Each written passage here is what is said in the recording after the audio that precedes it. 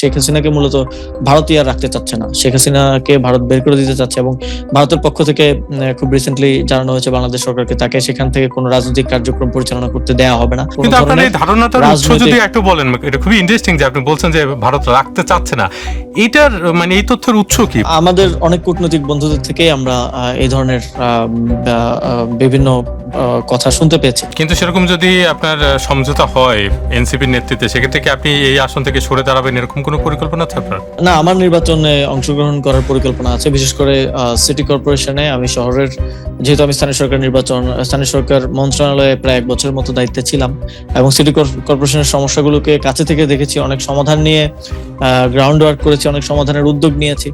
ফলে আমি মনে করি যে যদি আমি সুযোগ পাই তাহলে আমি শহরের জনগণের জন্য একটা বেটার শহর বিনির্মাণে ভ্যালুয়েট করতে পারবো। আমি মনে করি যে কয়েকদিন আগেই একটা গুমের ঘটনা ঘটেছে বাংলাদেশে।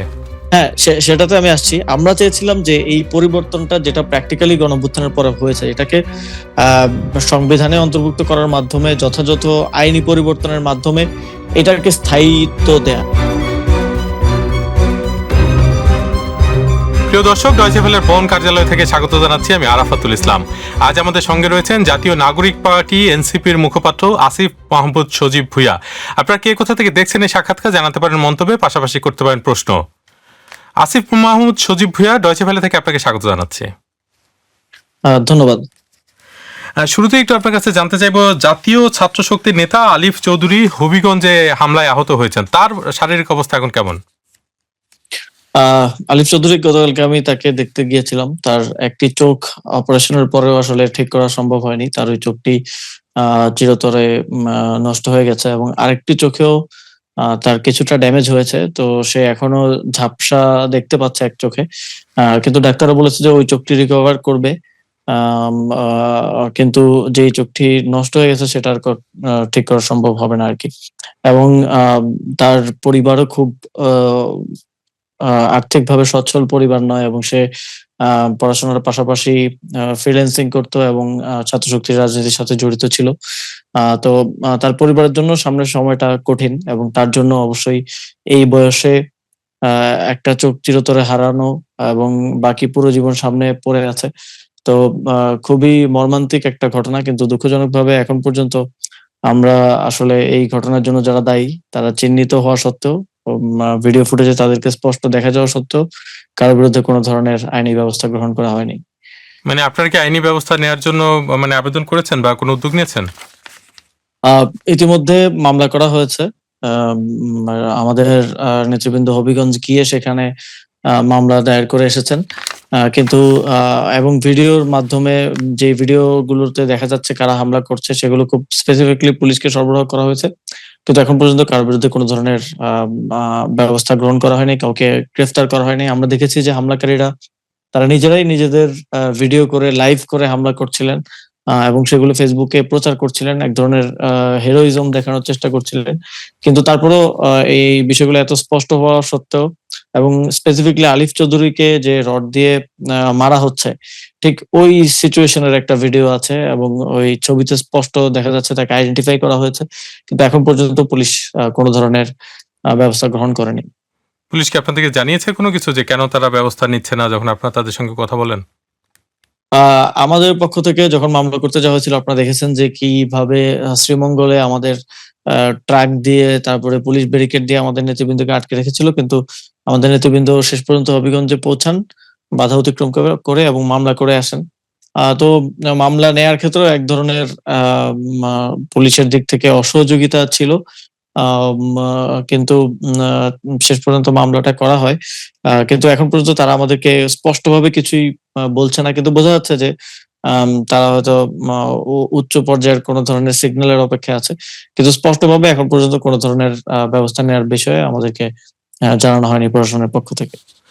হবিগঞ্জ জেলা ছাত্রদলের সভাপতি শাহ রাজীব আহমেদের বক্তব্য হচ্ছে এই বিষয়ে যে এনসিপি নেতাদের উস্কানিমূলক বক্তব্যে স্থানীয় সাধারণ মানুষ ও কর্মীদের মধ্যে ক্ষোভের সৃষ্টি হয়েছিল। ক্ষুব্ধ জনতার আক্রমণের শিকার হন তারা, মানে এনসিপির নেতারা। এই ঘটনার সঙ্গে ছাত্র দলের কোনো সম্পৃক্ততা নেই আর মামলাটি পূর্ব পরিকল্পিত বলে তার দাবি। এই বিষয়ে আপনার বক্তব্য কি? দেখেন, ওই সাধারণ মানুষের কাছে রড, হকি স্টিক বা রামদা থাকে না।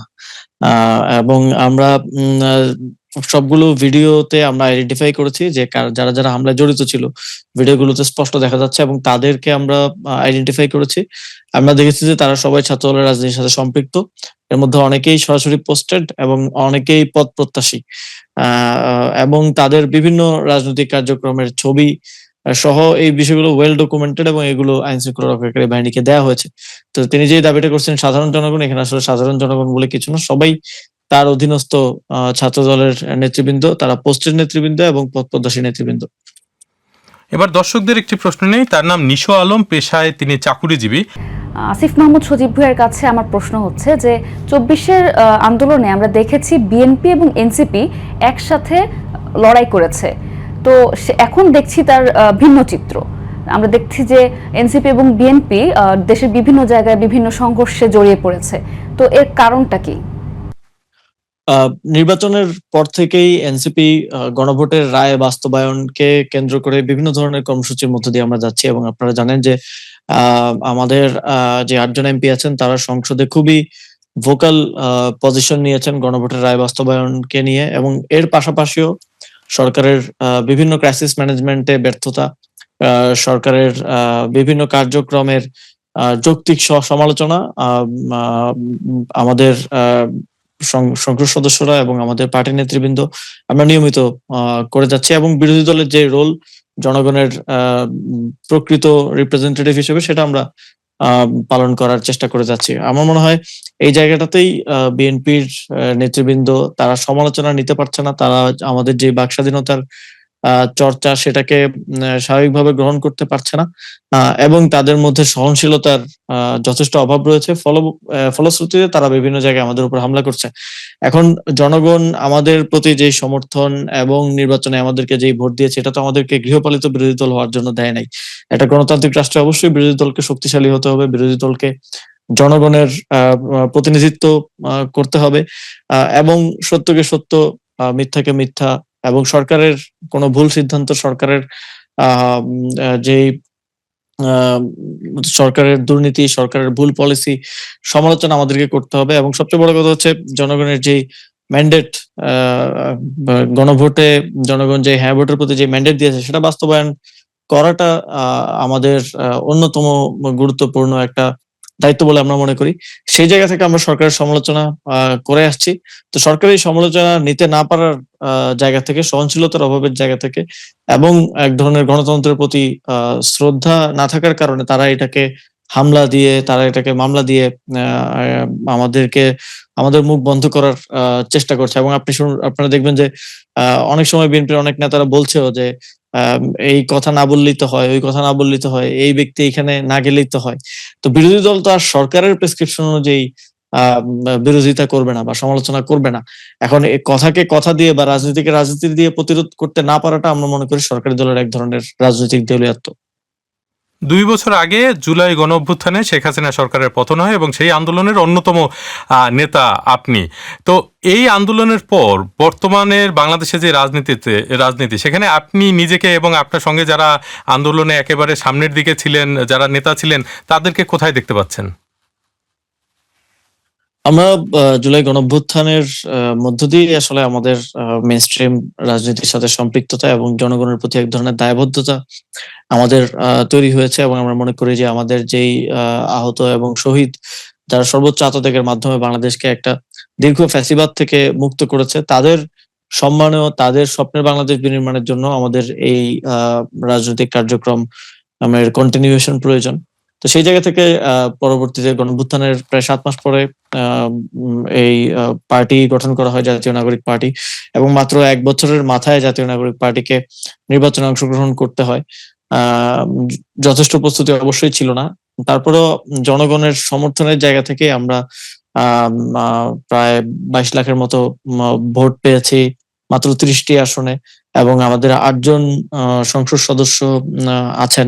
তো সেই জায়গা থেকে আমরা জাতীয় নাগরিক পার্টি মাত্র ১ বছরের মাথায় এটাকে আমরা মনে করি জনগণের সমর্থন এবং আশা ভরসার আকাঙ্ক্ষার জায়গা থেকে আমরা এতটুকু সাফল্য অর্জন করতে পেরেছি। তবে আমরা মনে করি যে আমাদের সম্ভাবনার জায়গাটা আরো অনেক বেশি। এবং জনগণের সমর্থনটা আমাদের প্রতি প্রত্যাশার জায়গাটাও আরো অনেক বেশি। তো সেটার জন্য আমরা কাজ করে যাচ্ছি। আমরা বিশেষ করে গণভোটের রায় বাস্তবায়ন করাটাকে আমাদের বর্তমান সময়ের একটা গুরুত্বপূর্ণ রাজনৈতিক দায়িত্ব হিসেবে আমরা নিয়েছি। আপনারা জানেন যে আমরা বর্তমানে জুলাই পদযাত্রার অংশ হিসেবে প্রত্যেকটি উপজেলায় জাতীয় নাগরিক পার্টি কর্মসূচি করছে। সেখানেও আমরা দেখছি যে উপজেলা পর্যায়ে অনেক সাড়া আমরা মানুষের পক্ষ থেকে পাচ্ছি। তো এনসিপির বাংলাদেশকে একটা নতুন বাংলাদেশ হিসেবে রূপান্তরের সম্ভাবনাটা আছে। জনগণের দিক থেকে আকাঙ্ক্ষা এবং সমর্থন উভয়ই আছে। এখন সামনের দিনে হয়তো আমাদের যথাযথ প্রস্তুতি গ্রহণ করা এবং সঠিক ট্র্যাকে থেকে রাজনীতিটা কন্টিনিউ করে যেতে পারলে ভবিষ্যতে আমরা দেখি যে এনসিপির ভালো ভবিষ্যৎ আছে। জুলাই গণ অভ্যুত্থানের পর মানে আপনার কাছে কোন কোন পরিবর্তনগুলো বিশেষভাবে চোখে পড়ে এই বাংলাদেশের? অবশ্যই আমরা একটা ফ্যাসিবাদী ব্যবস্থার মধ্যে ছিলাম, যেখানে আমরা কেউই আমাদের মত প্রকাশের স্বাধীনতা ছিল না। এবং একেবারে পলিটিশিয়ানরা তো দূরের কথা, সাধারণ মানুষও যদি কোনো কিছুর সমালোচনা করে তাকে হয় গুম হতে হতো বা ক্রস ফায়ারের শিকার হতে হতো, কিংবা বিভিন্ন কালো আইনের কারণে জেল খাটতে হতো। তো এই স- দুর্বিষহ সময়টা পার হয়ে গণঅভ্যুত্থানের ফলে আমরা একটা গণতান্ত্রিক আহ, রাষ্ট্র গড়ে তোলার একটা স্বপ্ন দেখতে শুরু করেছি। এবং ইমিডিয়েট সফলতা তো আমি মনে করি যে শেখ হাসিনা সহ ফ্যাসিবাদী আওয়ামী লীগের পতন ঘটেছে। এখন প্রায় দীর্ঘ 20 বছর পর বাংলাদেশে একটা সুষ্ঠু নির্বাচন হয়েছে। নির্বাচনের মধ্য দিয়ে একটা সরকারি দল আছে, বিরোধী দল আছে, স্বাভাবিক যে গণতান্ত্রিক প্র্যাকটিস সেটা বাংলাদেশে ফিরে এসেছে। যদিও বর্তমান সরকারের বিভিন্ন কার্যক্রমের ফলে বাক স্বাধীনতা নানাভাবে হ্যাম্পার্ড হচ্ছে, তারপরেও যথেষ্ট বাক স্বাধীনতা রয়েছে এবং সাধারণ জনগণের এক ধরনের রাজনীতি সচেতনতা তৈরি হয়েছে। আমি মনে কিন্তু করি এটা গুমও তো ফিরে বাংলাদেশকে, এসেছে, এই যে কয়েকদিন আগেই একটা গুমের ঘটনা ঘটেছে বাংলাদেশে। হ্যাঁ, সেটাতে আমি আসছি। আমরা চেয়েছিলাম যে এই পরিবর্তনটা যেটা প্র্যাকটিক্যালি গণঅভ্যুত্থানের পরে হয়েছে, এটাকে আহ সংবিধানে অন্তর্ভুক্ত করার মাধ্যমে, যথাযথ আইনি পরিবর্তনের মাধ্যমে এটাকে স্থায়িত্ব দেয়া, এবং এই স্থায়িত্বর মধ্য দিয়েই কিন্তু জন্যই কিন্তু গুম প্রতিরোধ প্রতিকার অধ্যাদেশ করা হয়েছিল। অনেকগুলো সংস্কার অন্তর্বর্তী সরকার করেছিল, অনেকগুলো সংস্কারের বিষয়ে ঐকমত্য কমিশনে ঐকমত হয়েছিল, গণভোট অনুষ্ঠিত হয়েছে। কিন্তু দুঃখজনক যে এই একটা গণতান্ত্রিক পরিবেশ, একটা জবাবদিহিতামূলক রাষ্ট্র গড়ার আমাদের যে লক্ষ্য, সেটাতে আমরা হোঁচট খেয়েছি জাতীয় নির্বাচনের পরে। এবং যেই গণভোটের রায় সেটা বাস্তবায়ন করা হচ্ছে না, সেটা নিয়ে আমাদেরকে রাজনৈতিক আন্দোলন করতে হচ্ছে। এবং যেই অধ্যাদেশগুলো, যেই সংস্কারগুলো অন্তর্বর্তী সরকার করেছিল, সেগুলোকেও অনেকগুলোকেই বাতিল করে দিয়ে আবার আমাদেরকে উল্টো পায়ে হাঁটার মতো করে বিএনপি দেশটাকে নিয়ে যাচ্ছে। তো এখানে তো অবশ্যই জনগণের, আমাদের ক্ষোভ আছে, জনগণের মধ্যে এক ধরনের আশাভঙ্গের নিরাশা তৈরি হওয়ার একটা পরিস্থিতি আছে। বাট আমরা মনে করি যে কখনোই একটা রাজনৈতিক লড়াই বা একটা গণঅভ্যুত্থানের মধ্য দিয়ে কোনো দেশে পৃথিবীতে কখনো আলটিমেট সফলতা বা আসলে আলটিমেট আইডিয়াল সিচুয়েশনে পৌঁছাতে পারে নাই। তো গণতান্ত্রিক লড়াইটা আমরা মনে করি যে এখন একটু দীর্ঘায়িত হচ্ছে, বাট আমরা আমাদের জায়গা থেকে কমিটেড এই লড়াইটা চালিয়ে যাওয়ার জন্য। এবং এক্ষেত্রে আমরা জনগণের মধ্য থেকেও সেই কমিটমেন্ট এবং সেই সমর্থনটা পাচ্ছি। বিএনপি মহাসচিব এবং স্থানীয় সরকার মন্ত্রী মির্জা ফখরুল ইসলাম আলমগীর তিনি আক্ষেপ করে বলেছেন যে কোট আনকোট আমি দেখেছি যে কিছুই বদলায়নি। এই বিষয়ে আপনি কিছু বলবেন?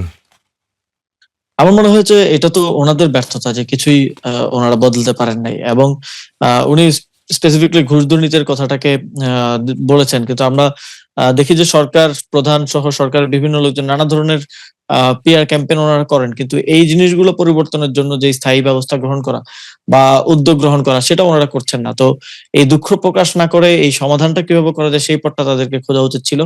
এবং সেই পথটাই হচ্ছে আমাদের সাংবিধানিক প্রতিষ্ঠানগুলোকে শক্তিশালী করা। ঘুষ দুর্নীতি কিভাবে বন্ধ হবে? আপনার সরকার গঠন হওয়ার আজকে 6 মাস হয়ে যাচ্ছে, এখন পর্যন্ত দুদকের তখনকার যে কমিশনার এবং চেয়ারম্যানদেরকে পদত্যাগ আপনারা করালেন, কিন্তু সেখানে নতুন কোনো চেয়ারম্যান কিংবা কমিশনার নিয়োগ দেওয়া হলো না। আমরা জানতে পেরেছি যে বিএনপির অভ্যন্তরীণ গ্রুপিং এর কারণে তারা ডিসিশন নিতে পারছে না যে কাকে চেয়ারম্যান নিয়োগ দেওয়া হবে। তো আমাদের এই যে অধ্যাদেশের মাধ্যমে দুর্নীতি দমন কমিশন অধ্যাদেশ যেটা করা হয়েছিল, তার মাধ্যমে কিন্তু দুর্নীতি দমন কমিশনকে একটা শক্তিশালী প্রতিষ্ঠান হিসেবে গড়ে তোলার রূপরেখাটা সেখানে দেওয়া হয়েছিল। দুর্নীতি দমন কমিশনের কমিশনার এবং চেয়ারম্যান নিয়োগ দেওয়ার ক্ষেত্রেও একটা জবাবদিহিতামূলক ব্যবস্থা সেখানে তৈরি করা হয়েছিল। কিন্তু দুঃখজনক সেটা বিএনপি সরকার বাতিল করেছে। তারা দুর্নীতি দমন কমিশনটা পুনর্গঠনও করে নাই। ফলে এই দুর্নীতি এবং ঘুষ এখন কোন ধরনের জবাবদিহিতা ছাড়া হচ্ছে। তো নীতিগতভাবে এই সমস্যাগুলো যদি আপনারা সমাধান না করেন, তাহলে শুধুমাত্র মিডিয়ায় এসে দুঃখ প্রকাশ করাটা তো নিজেদের ব্যর্থতার বহিঃপ্রকাশ ছাড়া আর কিছু বলে আমাদের কাছে এটলিস্ট প্রতীয়মান হচ্ছে না। তো সেই ৫ই আগস্টের পর গত ২ বছরের দিকে যদি ফিরে তাকান আপনি, মানে আমরা তো আর পিছনে ফিরে যেতে পারবো না। কিন্তু আপনার কাছে কি মনে হয় যে ধরেন যদি আপনার একটা সুযোগ থাকে যে ফিরে যাওয়ার, সেক্ষেত্রে আপনি কোন, কোন বিষয়গুলো আসলে এভাবে না করে অন্যভাবে করতেন? এরকম কখনো আপনার মনে হয়? আমার মনে হয় গণঅভ্যুত্থানের নেতৃত্বের জায়গা থেকে আমরা অনেক জায়গায় ছাড় দিয়েছি। আমাদের অনেক জায়গায় হয়তো অভিজ্ঞতার অভাবের কারণে আমরা রাজনৈতিক দলগুলোকে অনেক জায়গায় প্রয়োজনের থেকে বেশি বিশ্বাস করেছি। এবং সেটার ফলাফলটা আমাদের সামনে আছে। জনাব তারেক রহমান বর্তমান প্রধানমন্ত্রী, তিনি নিজে বলেছিলেন যে আপনারা গণভোটে হ্যাঁ ভোট দেন। কিন্তু তিনি গণভোটের রায়টা বাস্তবায়ন করছেন না। তো এই প্রতারণার রাজনীতি বা রাজনৈতিক দলগুলোর মধ্য দিয়ে আমাদের একটা মোটামুটি শিক্ষা হয়েছে। তো আমি যদি ফিরে যেতে পারতাম তাহলে প্রথমতই আমি ৫ই আগস্টেই একটা ঘোষণাপত্রের মাধ্যমে এই সংবিধানকে বাতিল করে এবং পরবর্তীতে একটা গণপরিষদ নির্বাচনের মধ্য দিয়ে একটা নতুন সংবিধান, নতুন রাষ্ট্র কাঠামো এবং এই যেই ভেঙে পড়া রাষ্ট্র ব্যবস্থাকে নতুন করে গড়ে তোলার দিকেই যেতাম। তবে তখন ওই সময়কার সময় বাস্তবতা বলি আরো বিভিন্ন পরিস্থিতি এবং রাজনৈতিক দলগুলোর আম আ আ অসহযোগিতা এবং অনেক ক্ষেত্রে তাদের দ্রুত নির্বাচন দিয়ে দ্রুত ক্ষমতায় যাওয়ার জায়গা থেকে অনেক জায়গায় আমাদেরকে আসলে কম্প্রোমাইজ আ করে আসতে হয়েছে। যার ফলশ্রুতিতে এবং অনেক ক্ষেত্রে আমরা তাদের মধ্যে তাদের উপরে ট্রাস্ট রেখেছি, তাদের উপরে বিশ্বাস রেখেছি এবং তারাও সেটা বারবার বলত যে আমাদেরকে বিশ্বাস করেন, আমরাও সংস্কার করব, আমরাও সংস্কার চাই। আমরা এই যে ৩১ দফা দিচ্ছি, আমরাই তো সংস্কারের কথা সবার আগে বলেছি। কিন্তু আল্টিমেটলি আমরা তাদের থেকে অ্যা অ্যা একই যে আমি গণঅভ্যুত্থানের নেতা হিসেবে এবং বাংলাদেশের জনগণ এক ধরনের প্রতারণার শিকার হয়েছে। তো আমার মনে হয় এটা একটা লার্নিং, জাতিগতভাবে আমাদের একটা লার্নিং হয়েছে যে পরবর্তীতে আমরা তাদের উপর আর কখনো ট্রাস্ট আসলে রাখবো কিনা। অথবা এই ধরনের পরিস্থিতি যদি কখনো সুযোগ হয় আ সেক্ষেত্রে আমরা তাদেরকে আবার ভরসা করব কিনা। কিন্তু সেক্ষেত্রে মানে এই যে মৌলিক যেসব সংস্কার গত ১.৫ বছর ধরে আপনারা পরিকল্পনা করলেন নানা বিশেষজ্ঞদের নিয়ে, সেই সব সংস্কারের ব্যাপারে আপনি এখন এই পরিস্থিতিতে এসে কতটা আশাবাদী আর? অনেকগুলো সংস্কার তো অন্তর্বর্তীকালীন সরকার নিজেই করেছে যেগুলো অধ্যাদেশের মাধ্যমে করা সম্ভব। আপনারা দেখেছেন যে সংসদে সেই প্রস্তাবগুলো উঠিয়ে সেগুলোকে বাতিল করে দেওয়া হয়েছে। খুব গুরুত্বপূর্ণ নির্বাচন কমিশন, দুর্নীতি দমন কমিশন, গুম প্রতিরোধ প্রতিকার অধ্যাদেশ সহ মানবাধিকার কমিশন অধ্যাদেশ সহ খুব গুরুত্বপূর্ণ কিছু সংস্কার কিন্তু সরকার বাতিল করেছে। এবং যে ৮৪ টা বিষয়ে ঐকমত্য হয়েছিল ঐকমত্য কমিশনে এবং সেই জুলাই সনদে বিএনপি সরকারও আ বিএনপি দল হিসেবেও তখন তারা স্বাক্ষর করেছে সংসদের দক্ষিণ প্লাজায় গিয়ে। এবং আমরা দেখেছি গণভোটের যে প্রসেস সেটা নিয়ে নির্বাচনের আগ পর্যন্ত তাদের মধ্যে কোন ধরনের আ আমরা কোন ধরনের এর বিরোধিতা তারা কিন্তু করে নাই। বরং আমরা বর্তমান প্রধানমন্ত্রীকে দেখেছি তিনি নির্বাচনী জনসভায় গণভোটে হ্যাঁ ভোটের পক্ষে বলেছেন, জনগণকে অনুরোধ করেছেন হ্যাঁ ভোট দেওয়ার জন্য। কিন্তু আল্টিমেটলি নির্বাচনের পরে এসে তারা মা আসলে বেঁকে বসলেন। তো এই জায়গায় একটা শঙ্কা তো অবশ্যই আছে যে এই সংস্কারগুলো হয়তো আর হবে না এবং যে সংস্কারগুলো হয়েছে সেটাও বাতিল করা হয়েছে। কিন্তু বিএনপির পক্ষ থেকে এখনো তারা বলছে যে অক্ষরে, অক্ষরে জুলাই সনদ বাস্তবায়ন করা হবে। কিন্তু আমরা দেখলাম যে প্র্যাকটিক্যালি ইভেন ৩১ দফায় তারা যে বিষয়গুলো বলেছিল যে আ আ একটা পৃথক সচিবালয়ে আমাদের বিচার বিভাগের জন্য মানবাধিকারের বিষয়ে, গুমের বিষয়ে তারা কিন্তু সেগুলোকেও ভায়োলেট করেছে। তারা তাদের যে ৩১ দফা সেটাই মানে নাই। তো এক্ষেত্রে একটা শঙ্কার জায়গা তো অবশ্যই আছে যে জুলাই সনদ হয়তো বাস্তবায়িত হবে না। অথবা বিএনপি হয়তো তার মতো করে এক ধরনের আম আ দুধের স্বাদ জনগণকে ঘোল দিয়ে মেটানোর চেষ্টা করতে পারে।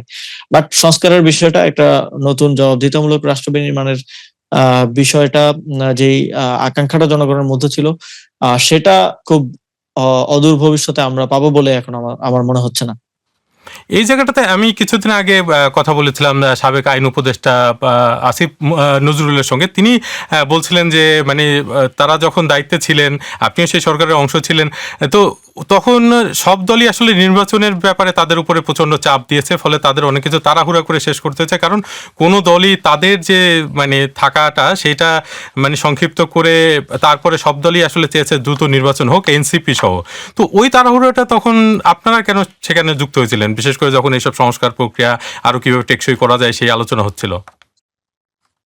না, আমাদের দিক থেকে সবসময় সংস্কার প্রক্রিয়াটাকেই প্রাধান্য দেওয়া হয়েছে, গুরুত্ব দেওয়া হয়েছে। কিন্তু দেখবেন যে আপনি খেয়াল করবেন যে সেই সময়টাতে কিন্তু বিএনপির পক্ষ থেকে এবং অপরাপর আরো রাজনৈতিক দলের পক্ষ থেকে ছাত্রদেরকে দোষারোপ করা হচ্ছিল। আমাদের পদত্যাগ চাওয়া হচ্ছিল যে আমাদের কারণে নাকি নির্বাচন হচ্ছে না। আমরা বেশি সংস্কার চাই, আমরা অনেক কিছু করতে চাই। তো এক ধরনের প্রেশারে কিন্তু রেখে আমাদেরকে আমাদের লেজিটিমেসি কোয়েশ্চেন করা হয়েছে এবং সরকারের মধ্যে আমাদের মতামতের যে গুরুত্ব সেটাকে কমিয়ে রাখার চেষ্টা করা হয়েছে। অথচ আমরা দেখলাম বিএনপিপন্থী উপদেষ্টা যারা পরবর্তীতে মন্ত্রী হয়েছে, তারা কিন্তু সরকারের মধ্যে ছিল। অথচ এই বিএনপি আমাদের পদত্যাগ চেয়েছে যে নির্বাচনের নিরপেক্ষতার সাথে। আসলে নিরপেক্ষতা কিছুই না। তারা চেয়েছিল যেন আমরা থাকলে হয়তো অনেক কিছু তারা করতে পারত না। যেভাবে তারা করেছে নির্বাচনকে প্রভাবিত করা, সংস্কারের বিষয়গুলোতে সরকারকে বিভিন্ন ধরনের কম্প্রোমাইজ এ আসতে বাধ্য করা। তো সেই জায়গা থেকে আমাদেরকে একরকম চাপে রাখা হয়েছিল। এবং আমাদেরকে এক ধরনের জাতীয় নাগরিক পার্টিকে এক ধরনের দোষ দেওয়া হতো যে এরা নির্বাচন চায় না। এদের পন্থী লোকজন ক্ষমতায় আছে, এরা সারা জীবন ক্ষমতা আঁকড়ে ধরে রাখতে চায়। ইভেন অনেক সময় বলা হয়েছে যে ডিসেম্বরে নির্বাচনের কথা বলা হচ্ছে, ফেব্রুয়ারিতে নির্বাচনের কথা বলা হচ্ছে, কিন্তু নির্বাচন হবে না। এটা খুব ট্রাস্টের সাথে বিএনপির পক্ষ থেকে বারবার বলা হচ্ছিল। বাট সরকারের আমি একটা ইন্টেনশন দেখেছি যে অন্তর্বর্তী সরকার কখনোই ক্ষমতা প্রলং করতে চায়নি। কিন্তু এই নানামুখী চাপ এবং অসহযোগিতার কারণে যখন দেখেন নির্বাচনের ডেট ঘোষণা করা হলো, তারপরেও কিন্তু যমুনার সামনে আন্দোলন করা হয়েছে। বিএনপি সরকারকে ঘেরাও দিয়ে রেখেছে, কাজ করতে দেয় নাই। নানাভাবে বাইরে থেকে চাপ দেয়া, ভেতর থেকে কিন্তু এই চাপ ঘেরাও দেয়া, তো আপনারাও নানাভাবে করেছেন, সরকারকে আপনারাও চাপ চাপে দিয়েছেন না? রাখা হয়েছে। হাসনাত আব্দুল্লাহর নেতৃত্বে তো আপনারাও অনেক সময় এই ধরনের ঘেরাও কর্মসূচি করেছেন এবং আপনারাও দাবি আদায় করেছেন যমুনা ঘেরাও করে। দেখেন আমরা মানে তখন জাতীয় নাগরিক পার্টি, আমি সরকারের অংশ ছিলাম, জাতীয় নাগরিক পার্টির জায়গায় ছিল। তখনকার জাতীয় নাগরিক পার্টির সব সিদ্ধান্তের সাথে আমি সম্পৃক্ত ছিলাম না। হাসান আব্দুল্লাহর নেতৃত্বে এবং পরবর্তীতে আরো বিভিন্ন রাজনৈতিক দলের ইয়াতে যেটা হয়েছিল সেটা কিন্তু আওয়ামী লীগের নিষিদ্ধ করার দাবিতে হয়েছিল এবং আওয়ামী লীগের কার্যক্রম নিষিদ্ধ করার পর আপনি দেখবেন যে বিএনপিও কিন্তু অফিসিয়ালি তারা বক্তব্য দিয়েছে যে আমরাও নিষিদ্ধ চেয়েছি। তো সেটা তো যদি আপনি দোষ দেন তাহলে বিএনপিকেও দোষ দিতে হবে। এবং যেই ঘেরাওয়ের কথা আমি বলছি সেটা প্রথমে শুরু হয়েছিল দক্ষিণ সিটি কর্পোরেশন, তারপর সচিবালয়, তারপরে এসে সেটা যমুনা পর্যন্ত ঠেকেছে। প্রায় ১ মাস আন্দোলন হয়েছে। এবং ঘেরাওয়ের ইস্যুটা যদি আপনি দেখেন, একজন মানুষ সিটি কর্পোরেশনে মেয়র পদে বসার জন্য ঘেরাও করছে। যদিও পরবর্তীতে আমরা জানতে পেরেছি যে সেটা আসলে সরকারের সাথে একটা বেটার নেগোসিয়েশন। আমি জানতে পেরেছি যে ডক্টর মোহাম্মদ ইউনূস সালাউদ্দিন আহমেদকে দেখা করার সময় দিচ্ছিলেন না। কারণ সালাউদ্দিন আহমেদের কিছু কন্ডাক্ট নিয়ে, ব্যবহার নিয়ে তার অসন্তোষ ছিল। জাস্ট এই একটা কারণে আপনার সাথে সরকার প্রধান দেখা করছে না, এই কারণে আপনি সরকারকে ঘেরাও করে কাজ করতে দিবেন না।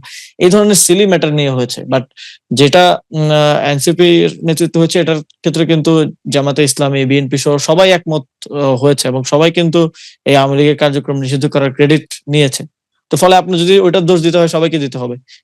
কিন্তু বিএনপি যেভাবে এবং শুধুমাত্র এই একটা ইনসিডেন্ট আমি বলছি, বাট অন্তর্বর্তী সরকারের সময় ৩০০-র উপরে আন্দোলন হয়েছে এবং অধিকাংশ আন্দোলনে বিভিন্ন সমিতির দ্বারা, বিভিন্ন কর্মচারী সমিতি বা এটার দ্বারা প্রভাবিত হয়েছে। এবং আমরা সব আন্দোলনের গোড়ায় কি আছে খোঁজ নিতে গেলে গোয়েন্দা সংস্থার রিপোর্টের মাধ্যমে আমরা দেখতে পেয়েছি যে সেখানে বিএনপি পন্থী যারা আছেন তারা এটাকে উস্কানি দিয়েছেন। এবং আপনি দেখেন যে নির্বাচনের পরে তো আর ওই দাবিগুলো নাই।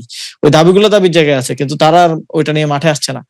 আম ফলে তখন এক ধরনের উস্কানি, এক ধরনের সহযোগিতা এই আন্দোলনগুলোকে সংগঠিত করার ক্ষেত্রে বিভিন্ন রাজনৈতিক দলের পক্ষ থেকে ছিল। ফলে সরকার বিভিন্ন সিদ্ধান্ত স্বাধীনভাবে নিতে পারে নাই। এই চাপের মুখে তাদেরকে বিভিন্ন ধরনের সিদ্ধান্ত, বিভিন্ন ধরনের কম্প্রোমাইজের দিকে তখন যেতে হয়েছে। কিন্তু এই জায়গাটাতে হচ্ছে ধরেন বিএনপি একটা রাজনৈতিক দল হিসেবে তারা হয়তো তাদের মতো করে পরিকল্পনা করেছে, তাদের কাছে জিজ্ঞাসা করলে তারা হয়তো এই বিষয়ে অন্য বক্তব্য দিবে। কিন্তু আমার প্রশ্নটা হচ্ছে যে ধরেন আপনারা ২০২৪-এর জুলাইয়ে একটা মানে গণ আন্দোলন করে একটা সরকার, খুবই সুসংহত অবস্থায় থাকা একটা সরকারের পতন ঘটিয়েছেন, কিন্তু তারপরে এই যে এই ধরনের চাপ, বিএনপির চাপ বা অন্য চাপের কাছে আপনারা কি তাহলে এক ধরনের নতি স্বীকার করে ফেলেছেন? এত দ্রুত যে এই নতি স্বীকার করা, এটার কারণটা কি ছিল আপনাদের? মানে আপনাদের দুর্বলতাটা কোথায় ছিল যে কারণে আপনাদেরকে এই চাপগুলো খুব গুরুত্ব সহকারে নিতে হয়েছে? এই বিষয়ে তো আমারও সমালোচনা আছে, যদিও আমি ওই সরকারের অংশ ছিলাম। এবং আমি অনেক জায়গায় বলেছি যে এই সরকারের কাঠামোগত কারণে এই বিষয় এবং এই সরকারের যেই ব্যক্তিগুলো দায়িত্ব নিয়েছে তাদের ব্যাকগ্রাউন্ডের কারণে এই সরকারটা যথেষ্ট একটা গণঅভ্যুত্থানের সরকারের যতটা শক্তিশালী অবস্থান নেওয়া প্রয়োজন ছিল সেটা তারা নিতে ব্যর্থ হয়েছে। এবং আমাদের কিন্তু প্রথমে উদ্দেশ্য ছিল একটা অন্তর্বর্তীকালীন জাতীয় সরকার গঠন করা এবং সবগুলো পলিটিক্যাল পার্টি, সিভিল সোসাইটি, গণঅভ্যুত্থানের প্রতিনিধিদের অংশগ্রহণে এটা একটা শক্তিশালী সরকার হতো। এই সরকারের বিভিন্ন লেজিটিমেসি নিয়ে যে প্রশ্নগুলো উঠেছে সেটা উঠতো না এবং তখন লক্ষ্যে পৌঁছানোটা মোর ইজি হতো। কিন্তু সেটা বিএনপি প্রথমে রাজি না হওয়ার কারণে কিন্তু আমাদেরকে মোরলেস সিভিল সোসাইটির প্রতিনিধিদেরকে নিয়ে, যাদের কোনো পলিটিক্যাল ব্যাকগ্রাউন্ড নাই, যাদের বেশিরভাগ ব্যাকগ্রাউন্ড হয়তো কেউ শিক্ষকতা, কেউ পলিসি লেভেলে কাজ করেন, কেউ হয়তো এনজিও ব্যাকগ্রাউন্ডের ব্যক্তিত্ব বা ইকোনমি ব্যাকগ্রাউন্ডের ব্যক্তিত্ব, তাদেরকে নিয়ে এক ধরনের একটা নন পলিটিক্যাল একটা সিভিল সোসাইটি আধিক্যের একটা সরকার গঠন করতে হয়েছে। ফলে এই সরকারটা প্রথম থেকেই আমার মনে হয়েছে যে আমরা সরকার থাকা অবস্থায় সরকারকে বিভিন্ন সিদ্ধান্ত নেওয়ার ক্ষেত্রে চাপ দিয়েছি, কঠোর হওয়ার জন্য বারবার বলেছি। কিন্তু আমার মনে হচ্ছে যে সরকার যথেষ্ট, গণঅভ্যুত্থানের সরকার যতটুকু পাওয়ার এক্সারসাইজ করার প্রয়োজন ছিল for the good of the country, সেটা করতে এই সরকার ব্যর্থ হয়েছে। অনেক ক্ষেত্রে কঠোর অবস্থান নিতে ব্যর্থ হয়েছে, অনেক ক্ষেত্রে রাজনৈতিক দলের চাপের মুখে তারা নতি স্বীকার করেছে। বাট সেটার ক্ষেত্রে কখনোই আমার জায়গা থেকে বা গণঅভ্যুত্থানের প্রতিনিধি যারাই সরকার ছিল তাদের জায়গা থেকে সবসময় আমাদের একটা চাপ ছিল যে সরকারের কিছু ক্ষেত্রে ডিসক্রিশন, সরকারের কিছু ক্ষেত্রে সিদ্ধান্ত গ্রহণে সবকিছু এই যে রাজনৈতিক দলগুলা বললে করব, না হলে করব না, এই যে একটা, কারণ সবাইকে নিয়ে সবসময় ভালো ডিসিশনটা হয়তো নেওয়া যায় না, কম্প্রোমাইজ একটা ডিসিশন নিতে হয়। তো এই সমালোচনাগুলো সরকারের ভিতরে থেকেও আমরা করেছি, বারবার আমরা সরকার প্রধান সহ অন্যান্য উপদেষ্টাদেরকে ক্যাবিনেট মিটিং এ আমরা বলেছি এবং অনেকগুলো কঠোর ডিসিশন নেওয়ার ক্ষেত্রে আমরা সরকারকে প্রভাবিত করেছি।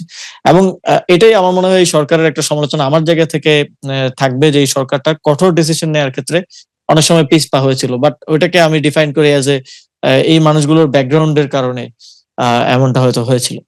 সেক্ষেত্রে প্রফেসর মোহাম্মদ ইউনূসকে যে আপনারা মানে আপনাদের ইসেই তো, আপনাদের আহ্বানে সাড়া দিয়েই তো তিনি প্রধান উপদেষ্টা হয়েছেন, তো এই যে জায়গাটা, এই যে বাছাইটা আপনারা করেছেন, সেটা কি ভুল ছিল আপনাদেরকে? আপনার কি এখন মনে হয় সেরকম যে এটা আসলে সঠিক হয়নি? কারণ আপনি বলছেন যে সরকারটা দুর্বল এবং এখানে সরকার প্রধানের তো একটা বড় দায়িত্ব। না, ওই সময়ের প্রেক্ষাপটে যদি আপনি আমাকে বলেন, আমার কাছে তো বেটার কোনো অপশন ছিল না। এবং আমরা হয়তো অন্য কারো নাম যদি প্রস্তাব করতাম তাহলে ওটা বিএনপি নাম মানতো না, জামাত মানতো না, কিংবা দেখা যাচ্ছে তাকে দিয়ে দেশটা পরিচালনা করা যেত না। যে ক্রাইসিসের মধ্যে, যে ইকোনমিক ক্রাইসিস, যেই লেজিটিমেসি ক্রাইসিসের মধ্য দিয়ে যেতে হয়েছে, এটা একমাত্র ডক্টর মোহাম্মদ ইউনূস ছাড়া আমাদের কাছে তখন মনে হচ্ছিল না কাউকে দিয়ে পসিবল। বাট অবশ্যই প্রত্যেকটা ডিসিশনের একটা পজিটিভ সাইড থাকে, নেগেটিভ সাইড থাকে। ওই সিচুয়েশনে সবাই কিন্তু সর্বসম্মতিক্রমে মেনে নিয়েছিল ডক্টর মোহাম্মদ ইউনূসকে, কারণ এর থেকে বেটার অপশন আমরা পাচ্ছিলাম না এবং এর থেকে বেটার অপশন সে সময় হতে পারতো না। বাট আমাদের সমর্থনও ছিল ডক্টর মোহাম্মদ ইউনূস এবং তার সরকারের প্রতি, এবং বৈষম্যবিরোধী ছাত্র আন্দোলনেরও কিন্তু একরকমের সমর্থনই সরকারের প্রতি ছিল। বাট আক্ষেপের জায়গাটাও আমি বলছি আর কি, যে হয়তো আরো কিছু ক্ষেত্রে কঠোর হওয়ার সুযোগ ছিল, কিছু ক্ষেত্রে সরকারের তার যে লেজিটিমেসি সেটা এক্সিকিউট করার হয়তো সুযোগ ছিল, সেটা সরকার সামহাউ করেনি, অথবা সরকার জাতীয় ঐক্যটাকে গুরুত্ব দিতে গিয়ে সেটাকে কম্প্রোমাইজ করতে হয়েছে। বর্তমান রাজনৈতিক প্রেক্ষাপটে এনসিপির সামনে আপনি চ্যালেঞ্জ কি দেখেন? এনসিপির ক্ষেত্রে আসলে খুব অল্প সময়ের মধ্যে একটা দল গঠন করা হয়েছে এবং এই দলে বিভিন্ন ধরনের মতাদর্শিক বোঝাপড়ার মানুষজন আছেন, বিশেষ করে ইউথদের বিভিন্ন সেক্টরের প্রতিনিধিরা আছেন, বিভিন্ন মতাদর্শ তারা ধারণ করেন। নানা সময় এই ধরনের আলোচনাগুলো আপনারা শুনবেন যে এনসিপিতে অমুক ডানপন্থী, অমুক বামপন্থী, কিংবা এই, বাট আমরা এটাকে ডাইভার্সিটি হিসেবে নেই। তবে এই সবাইকে একটা বোঝাপড়ায়, একটা হায়ার আইডিয়ালস, হায়ার গোলের জন্য কনভিন্স করে একটা জায়গায় নিয়ে আসতে পারাটা আমি মনে করি একটা বড় চ্যালেঞ্জ। এটা যদি করা সম্ভব হয় তাহলে যে রিসোর্স, যেই ক্যাপাসিটি এবং পলিসি আন্ডারস্ট্যান্ডিং এনসিপির এই ইউথদের মধ্যে আছে, এটাকে আমরা যদি প্রপারলি একটা গোল অ্যাচিভ করার জন্য ইউটিলাইজ করতে পারি তাহলে এনসিপি সামনে সফলতা পাবে।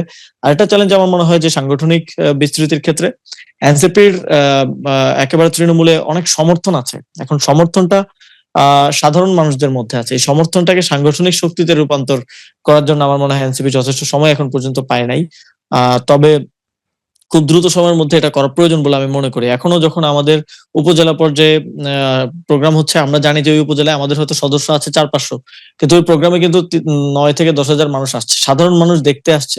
এখন এই সাধারণ মানুষের যে সমর্থন এবং আকাঙ্ক্ষাটা আছে, এটাকে সাংগঠনিক শক্তিতে রূপান্তর করাটা একটা বড় চ্যালেঞ্জ বলে আমি মনে করি।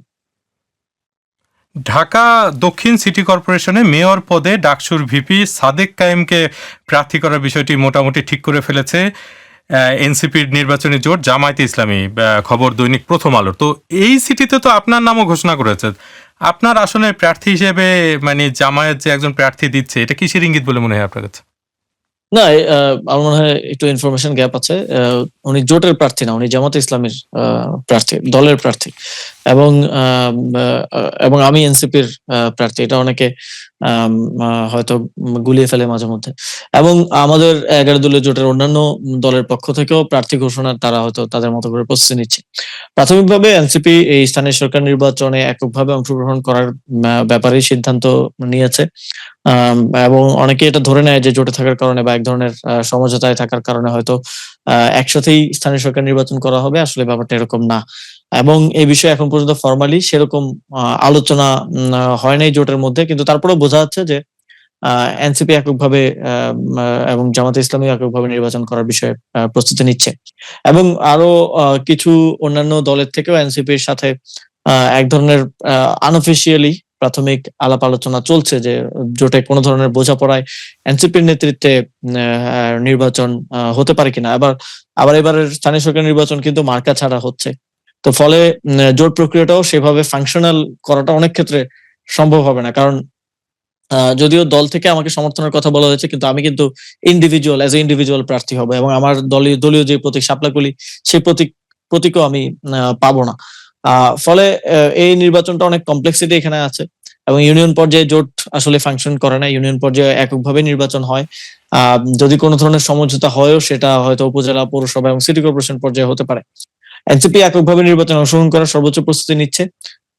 এবং কোনো ধরনের যদি সমঝোতা বা আন্ডারস্ট্যান্ডিং হয়, সেটা এনসিপির নেতৃত্বেও হতে পারে বলে আমার মনে হয়। বাট এই বিষয়গুলো আরো পরিষ্কার হবে যদি নির্বাচনের তফসিল এবং ডেট গুলো খুব পরিষ্কারভাবে আমাদের সামনে আসে। এখন পর্যন্ত আমরা তফসিল বা তারিখ সংক্রান্ত কোনো ধরনের স্পষ্ট ঘোষণা সরকারের পক্ষ থেকে বা নির্বাচন কমিশনের পক্ষ থেকে পাই নাই। কিন্তু সেরকম যদি আপনার সমঝোতা হয় এনসিপির নেতৃত্বে, সেক্ষেত্রে কি আপনি এই আসন থেকে সরে দাঁড়াবেন, এরকম কোনো পরিকল্পনা আছে আপনার? না, আমার নির্বাচনে অংশগ্রহণ করার পরিকল্পনা আছে। বিশেষ করে সিটি কর্পোরেশনে আমি শহরের, যেহেতু আমি স্থানীয় সরকার মন্ত্রণালয়ে প্রায় 1 বছরের মতো দায়িত্বে ছিলাম এবং সিটি কর্পোরেশনের সমস্যাগুলোকে কাছে থেকে দেখেছি, অনেক সমাধান নিয়ে গ্রাউন্ড ওয়ার্ক করেছি, অনেক সমাধানের উদ্যোগ নিয়েছি। ফলে আমি মনে করি যে যদি আমি সুযোগ পাই তাহলে আমি শহরের জনগণের জন্য একটা বেটার শহর বিনির্মাণে ভ্যালুয়েট করতে পারবো।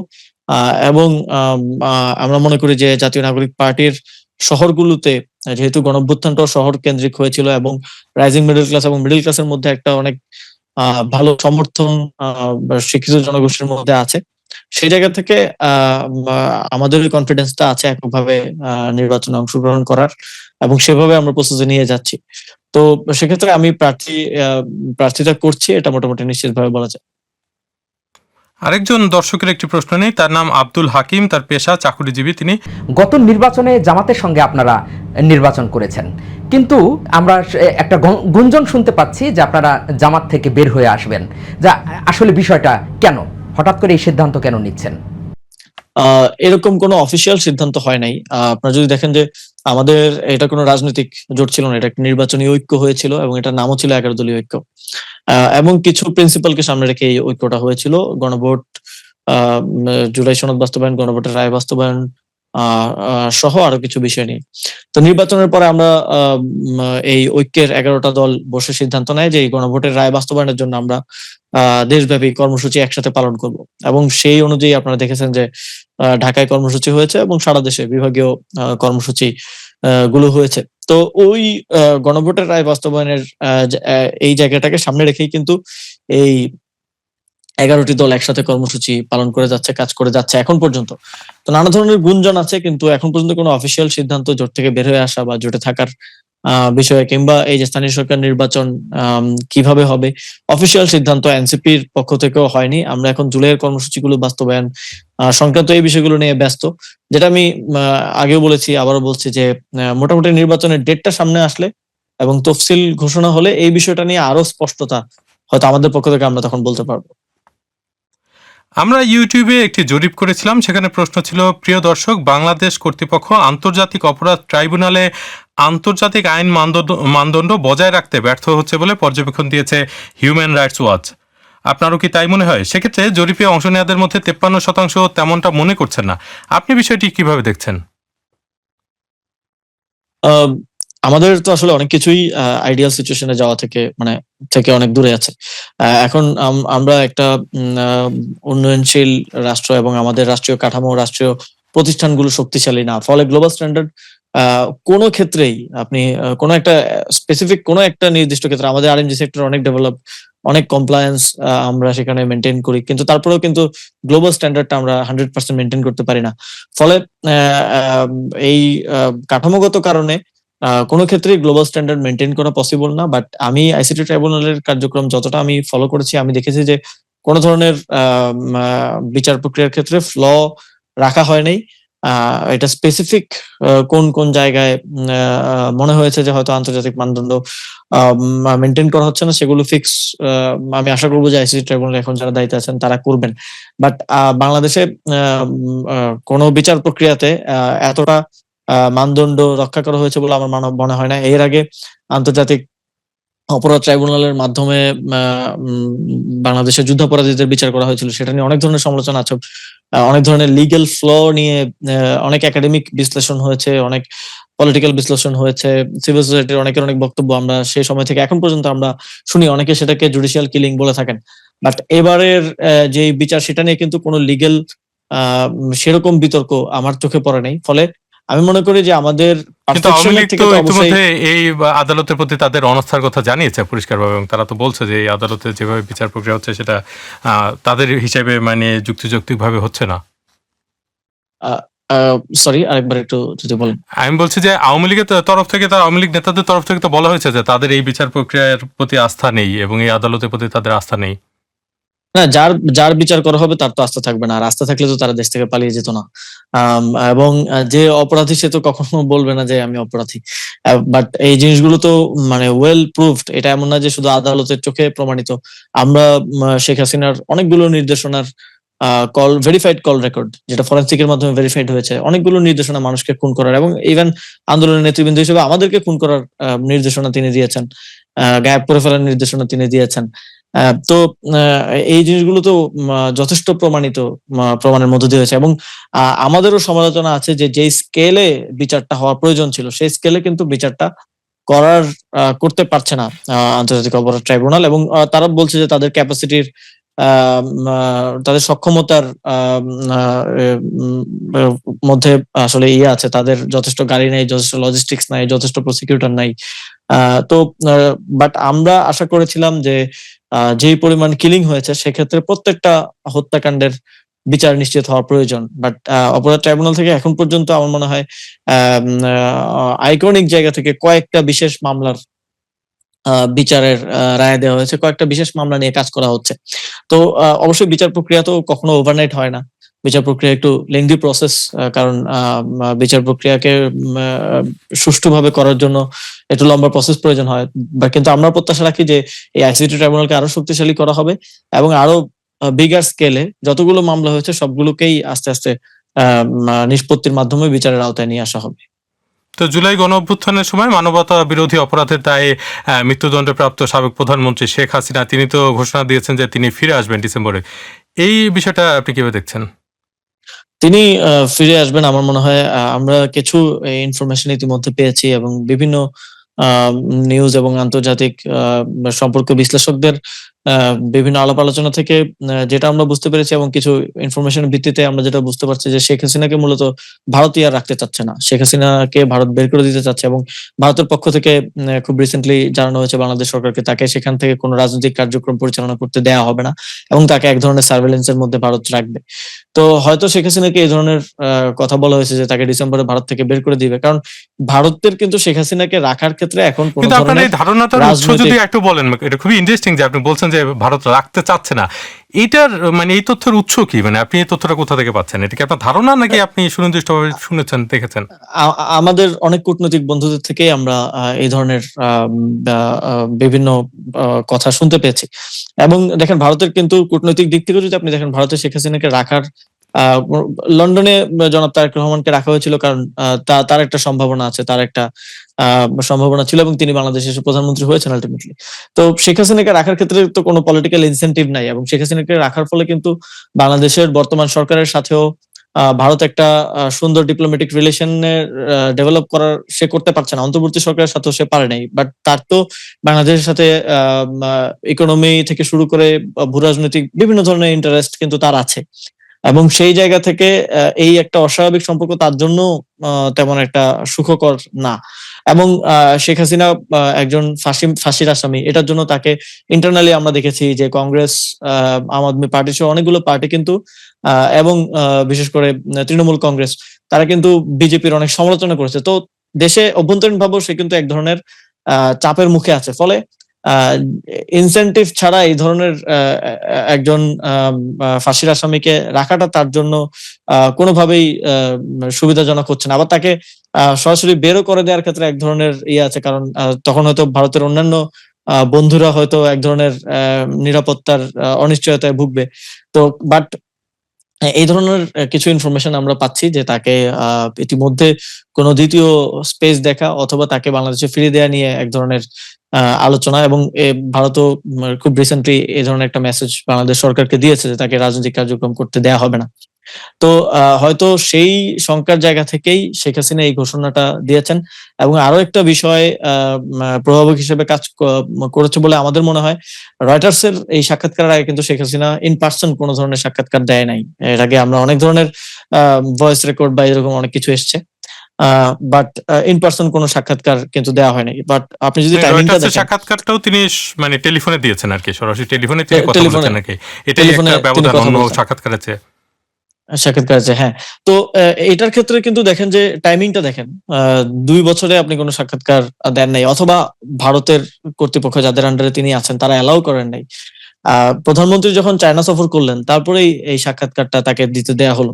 তার মানে এখানেও একটা পলিটিক্যাল বা একটা কূটনৈতিক চাপ সরকারের উপর তৈরি করার বা একটা মেসেজ হয়তো ভারত সরকার বাংলাদেশ সরকারকে দিতে চাচ্ছে যে চায়না যাওয়াটা ভারত সরকার খুব ভালোভাবে নেয় নাই।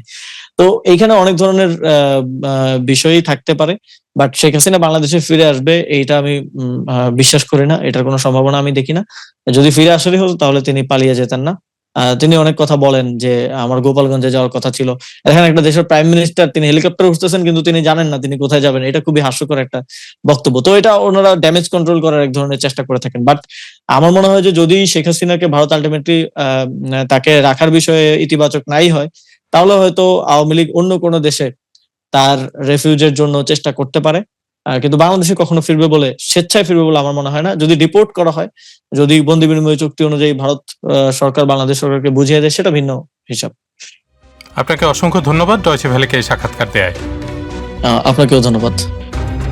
প্রিয় দর্শক, আজ তাহলে এ পর্যন্তই। আগামী সপ্তাহে আপনারা এই অনুষ্ঠানে কাকে অতিথি হিসেবে দেখতে চান লিখুন মন্তব্যে। আর ডয়চে ভেলে বাংলা রয়েছে টিকটকে, আমাদের সেখানেও অনুসরণ করতে ভুলবেন না। সবাই ভালো থাকুন, সুস্থ থাকুন।